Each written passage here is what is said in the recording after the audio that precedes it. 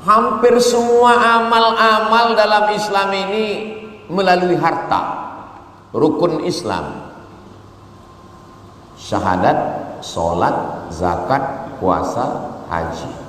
Sholat dengan harta. Sholat bukan dengan harta Pak Ustadz. Sholat baru sah kalau menutup aurat dari pusat hingga ke lutut. Menutup aurat pakai kain. Membeli kain dengan uang, maka mencari uang hukumnya wajib, dan mencari uang ibadah, karena kalau tidak ada uang tidak bisa beribadah. Jadi kalau ada orang sholat cuman pakai celana pendek, tertutup pusat, tertutup lututnya, Pak Ustadz, sah sholatnya. Tapi jangan dilaksanakan begini, takutnya nanti dipoto orang dari belakang, ditanya orang, dikomen orang, kenapa kau sholat sini? Kata Ustadz Somad, kena lagi saya. Sholat, zakat, berzakat apalagi, baru wajib keluar zakat kambing kalau kambingnya 40 ekor kambing, keluar 1 kambing. Ontanya 5, keluar 1 kambing. Emasnya 85 gram emas. Siapa yang punya 85 gram emas, maka keluar 2,5%. Ini kalau saya lihat dari raut wajah dan tatapan mata, ini minimal tabungan kelihatannya 100 juta ini per orang. Ini minimal. Dari bunyi aminnya seperti kurang yakin sebenarnya. Kalau 100 juta berarti zakatnya 2,5%. Jika tabungan Anda 100 juta, berapakah zakatnya? Memang kalau udah cerita zakat ini banyak yang pura-pura bodoh memang.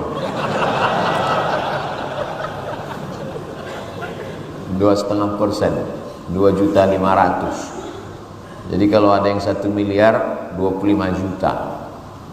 Zakat, sholat, zakat, puasa. Puasa nggak ada ngeluarkan uang Pak Ustadz.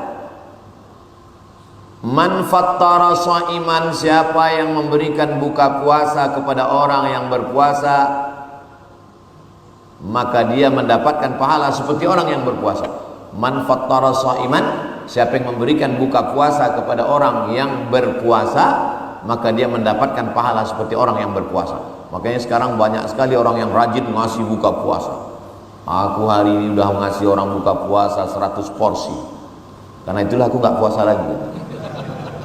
Ini aliran sesat. Maksud hadis itu bukan berarti kalau kita udah ngasih lalu kita nggak puasa. Pahalanya seperti orang yang berpuasa, tapi yang ngasih itu tetap puasa. Makanya hadisnya sahih, hadisnya sehat. Yang mengamalkannya sakit. Hadis sahih itu artinya hadisnya sehat. Jangan sampai hadisnya sahih tapi pemahaman kita terhadap hadis itu nggak sehat. Makanya kalau ada penafsiran liar di kepala kita, tanyakan ke ustadz, tanyakan ke guru, tanyakan ke kiai, tanyakan ke habib. Baca sendiri, interpretasi sendiri, tafsirkan sendiri, nyasarnya rame-rame. Kenapa? Diposting di grup. Siapa yang memberikan buka puasa kepada orang yang puasa, maka dia dapat pahala seperti orang yang berpuasa. Jangan puasa lagi, bagi aja buka puasa. Tidak begitu pemahamannya, kita tetap melaksanakan puasa. Sholat pakai duit, zakat memang duit, puasa pun pakai duit. Sahur, tasahharu, bersahurlah kamu, fa inna fis sahuri barakah. Dalam sahur itu ada barakah. Bersahur, makan, membeli beras, lauk pauk, dessert, cuci mulut, manisan, teh, kopi, pakai duit.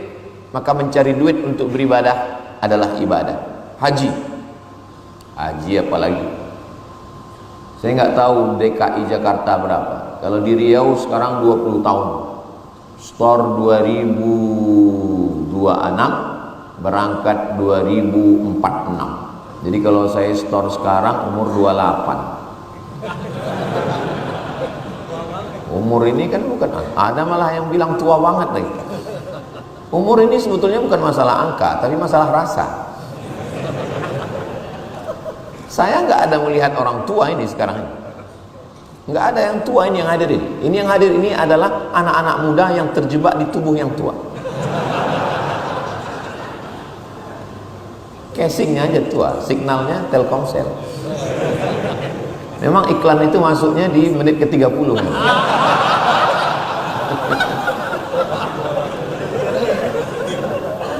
Jadi mana tadi hilang bahan saya. Jadi haji itulah yang paling banyak uang.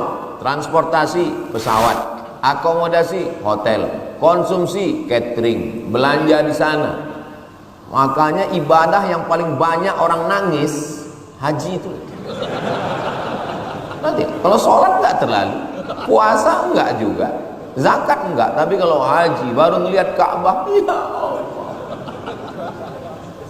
Baru tawaf ya, kenapa nangis? Duitnya banyak keluar. Nah, jadi kalau ada orang yang mengatakan, kamu dulu perasaan bisnisnya hebat, sekarang ya aku sejak taubat udah hijrah, dunia ini sudah kutinggalkan. Ini bukan Islam yang benar. Semangat bekerja. Kenapa? Karena kita bekerja itu berpahala.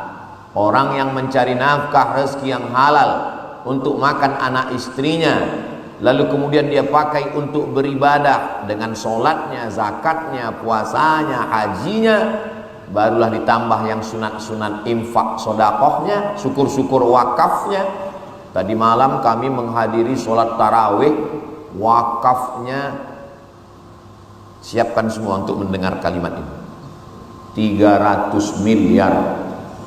Bayangkan itu kalau dibelikan ke cendol, berenang sambil minum, jangan dibayangkan.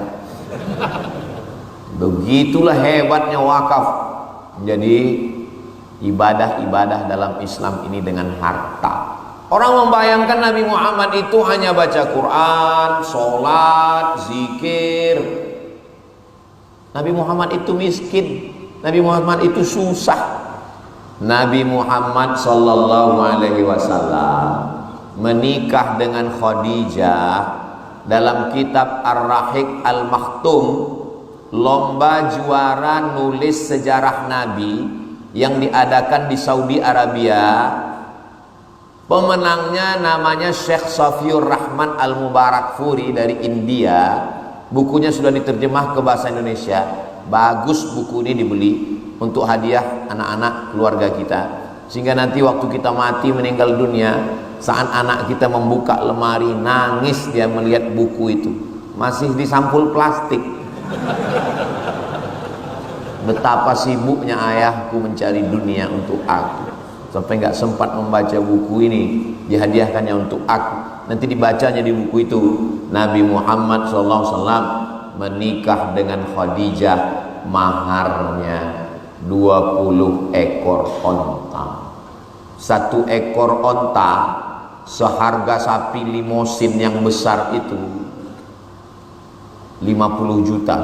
Sebetulnya harganya lebih, tapi karena hubungan kita dengan Telkomsel ini lebih baik, ya 50 juta kali 20 ekor 1 miliar. Saya sebetulnya nggak mau menyampaikan hadis yang begini, jarang saya sampaikan di masyarakat karena ini merusak harga mahar. Iya, dan bagi perempuan yang udah menikah, dia merasa menyesal dulu. Ini berani saya sampaikan sini karena kebetulan jamaahnya laki-laki semua. Oh ada, bocor juga ini soal. Saya khawatir, mudah-mudahan sudah menikah semua. Kalau belum, naik harga mahar. Unjuk rasa semua orang. Jangan lagi undang Ustaz Somad ke Telkomsel, turunkan harga mahar. 1 miliar. Itu baru dihitung dari onta, dan ada beberapa auqiyah, beberapa emas. Dihitung total harga mahar Nabi nikah dengan Khadijah 2 miliar. Yang miskin itu bukan Nabi Muhammad. Yang miskin itu yang kemarin waktu akad di masjid itu, dengan seperangkat alat sholat dan kitab suci Al-Quran tunai. Itu lain bagi miskin. Jangan tersinggung. Kalau kebetulan sama, jangan tersinggung.